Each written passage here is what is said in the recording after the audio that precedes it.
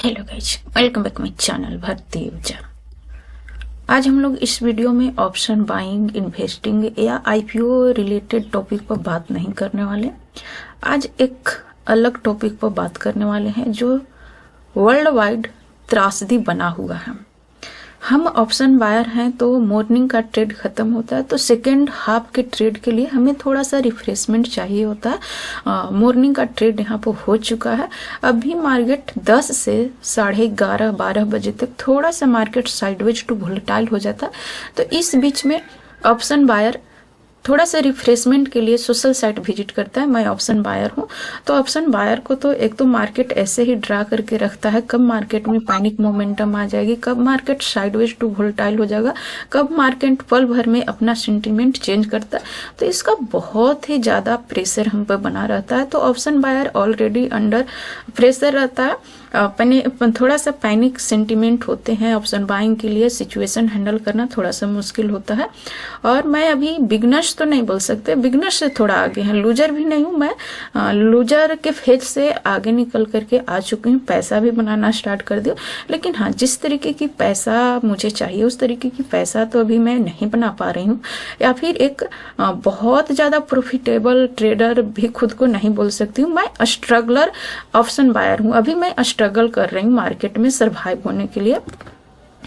तो मैं खुद को रिफ्रेश करने के लिए सेकेंड टाइम का ट्रेड लेने के लिए, फर्स्ट टाइम का तो ट्रेड हो चुका, सेकेंड टाइम के ट्रेड लेने के लिए जो बीच का गैप होता है 10 से 12, 12:30 बजे का जो टाइम होता है, एक से 1.5 घंटे 2 घंटे, इस टाइम में मैं थोड़ा सा रिफ्रेशमेंट के लिए माइंड को थोड़ा सा रिफ्रेश किया जाए। क्योंकि मार्केट का जो पैनिक सेंटीमेंट होते हैं इसके बीच में काफ़ी ज़्यादा नर्वसनेस होती है। तो रिफ्रेश के लिए मैं थोड़ा सा सोशल साइट विजिट करती हूँ, फेसबुक हो, इंस्टाग्राम हो। मैं ज़्यादातर यूट्यूब पर शॉर्ट वीडियो, फनी मेम्स वगैरह, इंट्राडे से रिलेटेड, ऑप्शन ट्रेडिंग से रिलेटेड मीम्स वगैरह और भी एक्स्ट्रा जब हम शॉर्ट देखते हैं तो आते रहते हैं। लेकिन मैं 2-3 दिन से देख रही हूँ कि एक टॉपिक बार बार आ रही है जो वर्ल्ड वाइड लेवल का त्रासदी बना हुआ है, एप्स्टीन फाइल। 2 दिन से मैं काफ़ी ज़्यादा इस टॉपिक पर बात करते हुए देख रही हूँ और एक काफ़ी ज़्यादा हमें लो फील करा रही है। एनर्जी हमारा काफ़ी ज़्यादा लो हो जा रहा है क्योंकि इसमें कुछ ऐसे तथ्य सामने निकल के आ रहे हैं जहाँ पे मानवता की शर्मसार हो गई है, उसकी सीमा को भी पार कर दिया गया है। जुर्म तो होते रहते हैं, जहाँ पे धूप है वहाँ पर छाव होते रहते हैं, जहाँ पर सत्य है वहाँ पर झूठ होता है, जहाँ पे धर्म है वहाँ पर धर्म भी है। लेकिन मानवता की ऐसी शर्मसार कर देने वाली सच्चाई जो उजागर एप्स्टीन फाइल के माध्यम से भी हो रही है, वहाँ पे काफ़ी ज़्यादा मेंटली स्ट्रेस हो रहा है। मैं यहाँ पर 2 दिन से लगातार मेंटली स्ट्रेस महसूस कर रही हूँ और बहुत ही ज़्यादा जो वीडियो सामने निकल के आ रहे हैं, जो इसकी सच्चाई सामने निकल के आ रही है, बहुत ही ज़्यादा बहुत ज़्यादा यहाँ पर घिनौना कुकृतज्ञ निकल करके सामने आ रहे हैं। और इस फाइल के माध्यम से कई बड़े चर्चित चेहरे हमारे सामने निकल के आ रहे हैं जिसको प्राय सभी लोग रोल मॉडल मानते हैं। जेफ बेजोस का भी नाम सामने आ रहा है, रोनाल्डो का नाम सामने आ रहा है, डोनाल्ड ट्रंप, बहुत बड़ी नेम सामने निकल के आ रहे हैं। चर्चित चेहरे, बड़े चेहरे निकल करके सामने आ रहे हैं। और यहाँ पर सिर्फ एक ही बात मुझे समझ में आ रहा है, जिस हिसाब से यहाँ पर वीडियो मौजूद है या फिर जिस तरीके से ब्लॉग में लोग मेंशन कर रहे हैं, उसके हिसाब से एक ही बात निकल करके सामने आ रही है कि पैसा के दम पर इंसान कुछ भी कर सकता है और खुद को भगवान से भी ऊपर समझना। लेकिन महाभारत अगर आप लोग देखे हैं,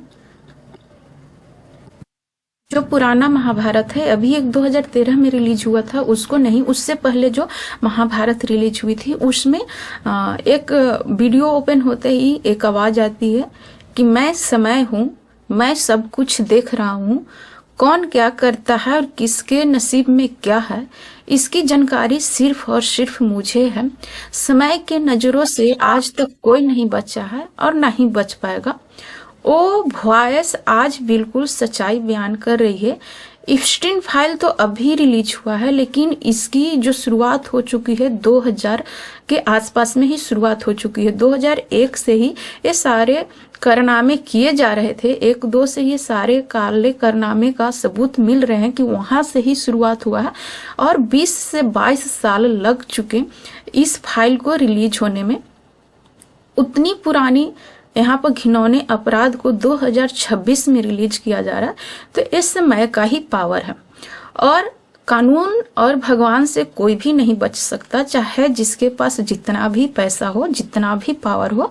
अगर जब कानून सजा देने पर आती है और कानून के नज़र में अगर कुछ आ गया तो फिर उससे बचना मुश्किल है। थोड़ा सा स्ट्रगल होती है, लेकिन सच्चाई की जीत होती है और उस समय की जीत होती है, जो वहाँ पर महाभारत में जो समय बोलता है कि मैं समय हूं और मुझसे कुछ नहीं छुपा है और नहीं छुप सकता है। तो वो बात अभी बिल्कुल फैक्ट दिख रही है कि जो वहाँ पर बताया गया है उसको अभी यहाँ पर हम लोग समझ सकते हैं कि 2000 से ये शुरू हुआ क्राइम 2026 में सामने आया। तो समय का ही पावर है और कानून का पावर है कि कानून ने इतनी मेहनत करके इस बात को सामने ला रही है, धीरे धीरे कर करके। एक घटना भी हो नहीं रही है, घटना घटित हो चुकी है। और इस तरीके के जघन्य अपराध 2000 से ही शुरू हो गया है। 2008 में भी इप्स्टीन पर एक केस फाइल किया गया था और उस केस को पिलिया डील के हिसाब से उसको छोड़ दिया गया था। बहुत ज्यादा उसको सजा नहीं मिला था, सिर्फ 13 महीने का ही सजा मिला था। और वहां पर कुछ वर्क रिलीज के साथ 13 महीने का जेल हुआ था 2008 में, जब उसको पकड़ा गया था। जेफरी एप्स्टीन को जब पकड़ा गया था 2008 में, 8 से 7 के बीच में जब पकड़ा गया था, 8-7 के बीच में, तो उसको रिलीज कर दिया गया था। उसने पिलिया डील एक्सेप्ट की थी, जिसमें 13 महीने की जेल थी वर्क रिलीज के साथ, और फेडरल चार्जेस से प्रोटेक्शन थी। एंड इस डील को बाद में बहुत ही ज्यादा क्रिटिसाइज किया गया था और उसको 13 महीने के जेल के बाद उसको छोड़ दिया गया था।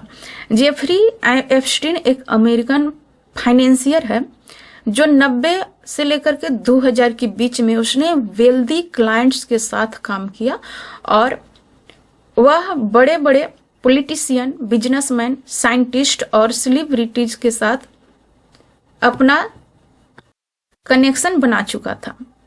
एप्स्टीन का वेल्थ सोर्स हमेशा कंट्रोवर्शियल रहा और इस पर 2005 से 7 के बीच में फ्लोरिडा में एलिगेशन आया कि एप्स्टीन ने माइनर गर्ल्स को अपने घर पर बुलाया, और 2008 में इसकी जांच पड़ताल के बाद इसको कस्टडी में लिया गया था और पकड़ा गया था। एप्स्टीन फाइल कोई एक पन्ना नहीं है, सिंगल डॉक्यूमेंट्स नहीं है, बल्कि कई अलग अलग रिकॉर्ड्स का कलेक्शन है। यहाँ पर कोर्ट विक्टिम के स्टेटमेंट है। गिसलेन मैक्सवेल, जो इसका दायां हाथ समझो, इसका पार्ट है जेफरी एप्स्टीन का, उसका यहाँ पर इम्पोर्टेंट स्टेटमेंट है। फ्लाइट लॉग्स हैं, कॉन्टेक्ट बुक है, सिविल लॉसूट डॉक्यूमेंट्स है इत्यादि। इस तरीके की कई सारे चीजों का यहाँ पर कलेक्शन है, और ये लगभग 1800 से 3000 पेजेस का फाइल है, जिसमें भी कुछ ही फाइल ओपन हुआ है और मानवता को शर्मसार कर देने वाला कुकृत्य सामने आए हैं। अभी जब सारे पन्ने खुलेंगे तो न जाने कितने और चर्चित चेहरे सामने निकल के आएंगे, और उस घिनौने अपराध का अंजाम और भी बुरा निकल करके सामने आ सकता है। और ये सारी चीजें घटित हो चुका है। बचपन में हम लोग 7-8 क्लास में हम लोग यहाँ पर एक रहस्यमय कहानियां पढ़ते थे, तो वहां पर आयरलैंड वगैरह इस तरीके की जादुई चीजें और भूत पिशाच और मानव भक्षी, नरभक्षी लोगों की हम लोग यहाँ पर कहानियां सुनते थे, तो हमें लगता था कि ये सब काल्पनिक है, ये वास्तविक नहीं है। बट जब ये सारे सामने आई, एप्स्टीन फाइल जब सामने आया, तो लग रहा है कि जो हमने कहानियां, रहस्यमय कहानियां पढ़ी थी, वो बिल्कुल भी काल्पनिक नहीं है, वास्तविक है। नरभक्षी होते हैं जो छोटे छोटे बच्चों को खाते हैं, काट करके उनका खून पीते हैं, खुद को ताकतवर बताते हैं, उन्हें ऐसा लगता है कि वो भगवान से भी ऊपर हैं। तो नरभक्षी जो हम लोग बचपन में काल्पनिक समझते थे, रहस्यमय कथाएं समझते थे, वो रहस्यमय कथाएं काल्पनिक कथाएं नहीं होती हैं, बल्कि हकीकत होती हैं। जो एप्स्टीन फाइल यहाँ पर चीख चीख करके बयान कर रही है कि यहाँ पर नरभक्षी मानव होते हैं, जो यहाँ पर जेफरी आइंस्टीन जैसे चेहरे निकल के आ रहे हैं। जेफरी आइंस्टीन और भी कई बड़े चेहरे निकल के आ रहे हैं, लेकिन मुख्य रूप से यहाँ पर जेफरी आइंस्टीन को ही टारगेट किया जा रहा है। जेफरी आइंस्टीन ही यहाँ पर मुख्य रूप से दोषी पाया गया है। बाकी यहाँ पर एलिगेशन लग रहे हैं, कोई किसी का जुर्म यहाँ पर साबित नहीं हुआ है। बड़े बड़े चेहरे निकल करके तो आ रहे हैं कि जो जेफरी आइंस्टीन का जो खुद का बनाया हुआ बेला था, उस बेले पर सब लोग जाते हैं, लेकिन उस बेला पर जाने का मतलब ये नहीं कि सब लोग गुनाह किए हैं या नहीं किए हैं, इसका अभी फाइनल कोई प्रूफ आया नहीं है। लेकिन जाने वाले, उस बेला पर जाने वाले लोगों को ये नाम आ रहे हैं, चेहरे सामने निकल के आ रहे हैं। हमारे रोल्स मॉडल जो रिचेस्ट पर्सन है, दुनिया का रिचेस्ट पर्सन, जितने भी अमीर से अमीर लोग हैं, उन सब का ही यहाँ पर आना जाना है। और यह एक फिनेंशियर है, तो ये लोगों को बताता था किस तरीके के वैश्विक स्तर पर पेंडेमिक फैलाना है और उस पेंडेमिक का हमें लाभ उठाना है। तो इस तरीके की पार्टियां जहाँ पर होती रहती थी इसके बेला पर। जो इसका खुद का आइसलैंड है, लिटिल सेंट जेमी आइसलैंड उसका नाम है, और वहाँ पर ये पार्टियां high society, high profile party को ये ऑर्गेनाइज करता था और बड़े बड़े लोगों को बुलाता था। और वहाँ पर वैश्विक स्तर पर ऐसा निकल के तथ्य भी सामने आ रहा है कि जो कोरोना यहाँ पर आया था वो इसी पार्टी का कंक्लूजन था, इसी पार्टी का इस पार्टी से निकला हुआ एक जहर था। जैसे समुद्र मंथन हुआ था तो जहर निकला था, विष निकला था, जिसे भगवान शिव ने अपने कंठ में धारण किया था, वैसे ही इस पार्टी का निकला हुआ विष 2020 में जो आया था वो विष था। 2020 में आया हुआ कोरोना वो विष था हकीकत में, जो वैश्विक स्तर पर हाहाकार मचाना और इंडिया खास करके इस चपेटे में ज्यादा आया। हम लोग इल्जाम लगाते थे कि चाइना वालों ने कोरोना वायरस फैलाया, लेकिन जब ये फाइल सामने निकल के आ रहा तो ब्लॉग्स के माध्यम से बताया जा रहा है कि ये 20 कहीं और से 2020 में नहीं आया था, बल्कि एप्स्टीन फाइल में जो यहाँ पर चेहरे निकल के आ रहे हैं उन सब का सोची समझी एक साजिश थी। इसका अभी तक पूरा तथ्य इसको साबित तो नहीं हो पा रहा है, लेकिन इस तरीके की तथ्य निकल के आ रहे हैं। बाकी ऑफिशियल इस पर कोई अभी मुहर नहीं लगाया गया है, लेकिन हाँ ये एक हिस्सा हो सकता है, ऐसा अनुमान लगाया जा रहा है लोगों का, जो यहाँ पर ब्लॉग्स वगैरह लिखते हैं उन लोग का अनुमान है कि इस तरीके की यहाँ पर होती थी।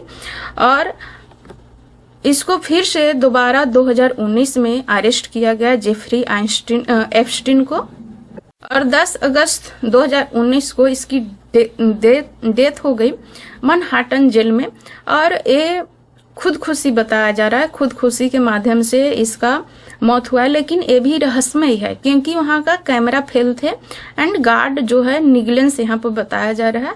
और ये अभी भी कंफ्यूजन के दायरे में है, अभी भी सवाल के घेरे में है कि इसकी मौत फांसी, इसकी मौत खुदकुशी कैसे है, इस पर भी अभी सवाल उठ रहे हैं। इसका मौत भी हम लोग कह सकते हैं कि सवाल के घेरे में है।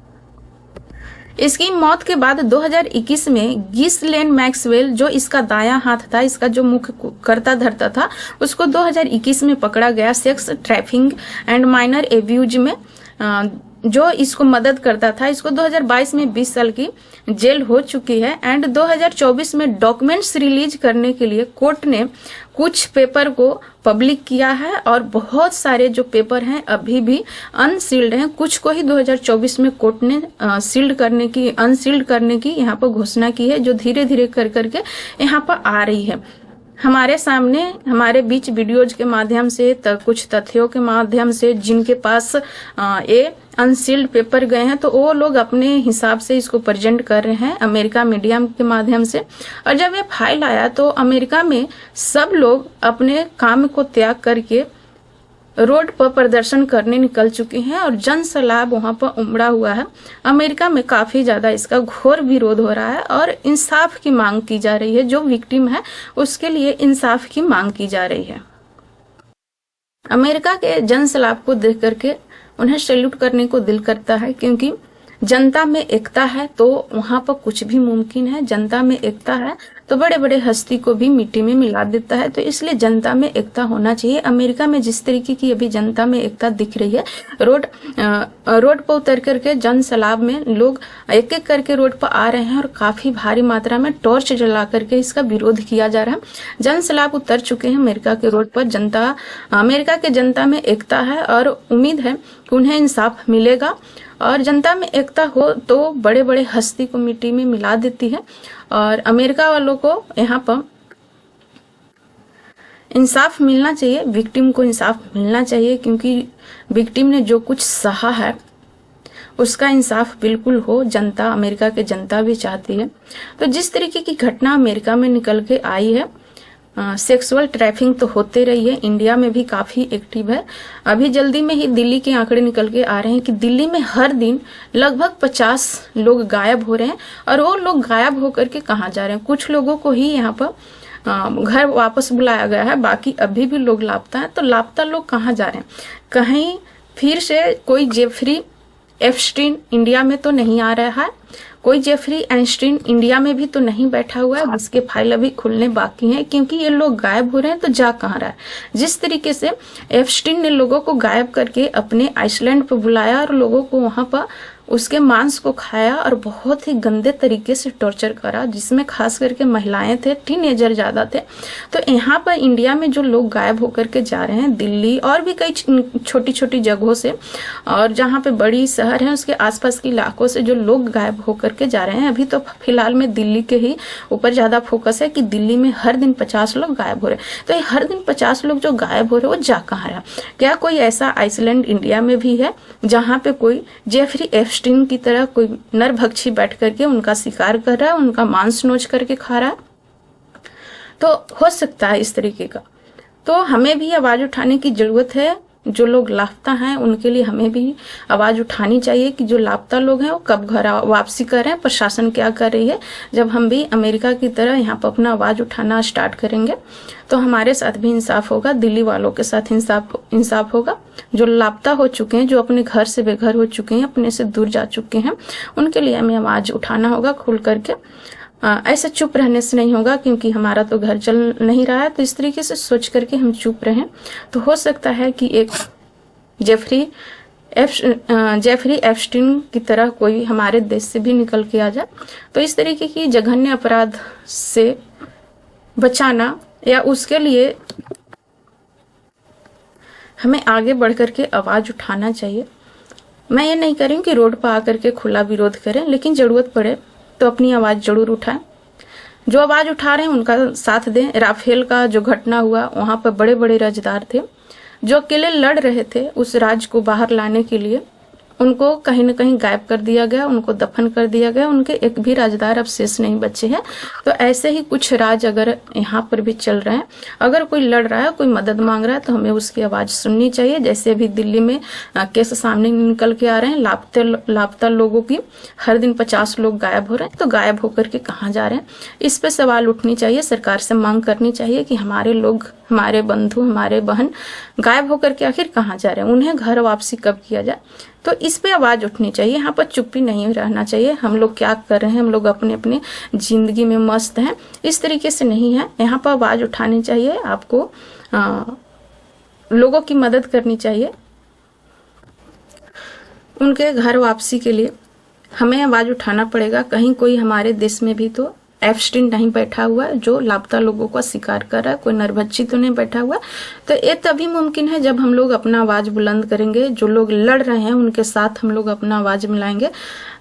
इसके लिए जरूरी है हमें जागरूक होना पड़ेगा। जितना हो सके, कोई भी आसपास में घटना दिख रहा है तो उस घटना पर खुल करके वीडियो बना, उसको पब्लिक करें। जितना ज्यादा हो सके लाइक शेयर करें, लोगों तक पहुंचाएं, जन जन में जागृति फैलाएं, ताकि लोग अपनी सतर्कता बरकरार रखें, खुद की सेफ्टी पर भी ध्यान दें। आस पड़ोस में कुछ असामान्य दिखे तो वहां पर अपना आवाज बुलंद करें, वहां पे अपनी भूमिका निभाएं।